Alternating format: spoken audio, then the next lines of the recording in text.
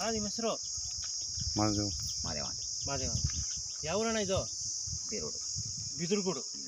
ಅಣ್ಣ ಇದು ಕುಂಬಳಕಾಯಿ ನಾನು ಅದು ಪ್ಲಾಂಟ್ ವಿಸಿಟ್ ಬಂದಿದ್ದೀನಿ. ಎಷ್ಟು ಎಕರೆ ಹಾಕಿದ್ದೀರಣ್ಣ ಇದು? 1 ಎಕರೆ 3 ಕುಂಟೆ. 1 ಎಕರೆ 3 ಕುಂಟೆ. ಚೆನ್ನಾಗಿ ಬಂದಿದೆ ಗಿಡ. ಹಾಂ. ಎಲ್ಲಿ ತಗೊಂಡ್ರಣ್ಣ ಇದು ಇದು ಮಾದೇಶ್ವರ ಅಂಗಡಿ ಮಾದೇಶ್ವರ ಮೈಸೂರು. ಚೆನ್ನಾಗಿ ಬಂದಿದೆ ಗಿಡ. ಒಂದ್ಸಲ ಹಂಗೆ ವಿಡಿಯೋ ಮಾಡ್ಬಿಡಿ. ಮಾಡ್ತಾರೆ.